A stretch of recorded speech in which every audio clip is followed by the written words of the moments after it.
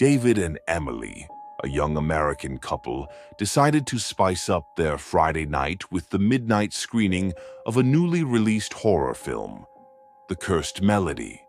They'd heard the rumors, disturbing music, unsettling imagery, and jump scares that left people sleepless for nights. But being horror junkies, they just laughed it off and bought their tickets. From the moment the film started, something felt off. The background score wasn't just creepy, it was alive. It crawled under their skin. Every scare was perfectly timed with a haunting melody that sent shivers down their spines. Emily clutched David's arm so tight, her nails left marks. When the film finally ended, they walked out with nervous laughter, trying to shake off the lingering dread. "That was intense," David said, chuckling as he started the car. Emily nodded, still tense. "That music, it's still playing in my head."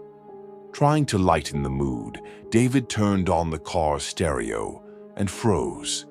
The same eerie melody from the movie echoed through the speakers. Emily's voice trembled. "David, tell me this is a joke."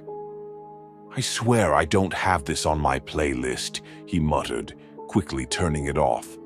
"This doesn't make sense." They exchanged uneasy glances, but forced themselves to brush it off, until Emily screamed, "David, stop! Someone's in the road!" He slammed the brakes, heart racing, but the road was empty. Emily's voice shook. I saw her, a woman in black, standing right there."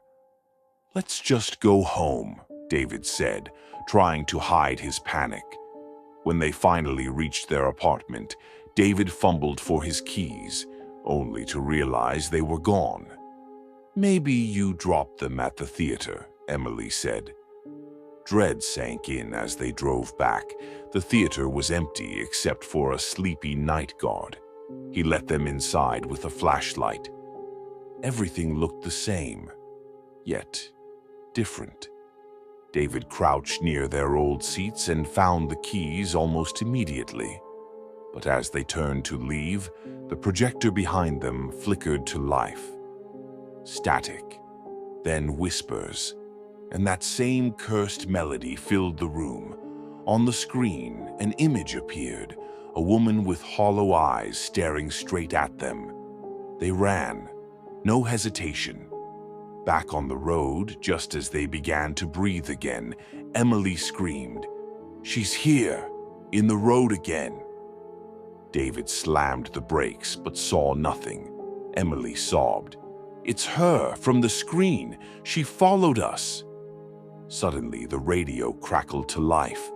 That same melody played again, and then a voice. "You shouldn't have come back." The engine died, the lights flickered, and in the rearview mirror, she was there, the woman in black. Emily's scream pierced the night, and then everything changed. They weren't in the car anymore. They were back in the theater. Only this time, they were on the screen, watching themselves, frozen, terrified.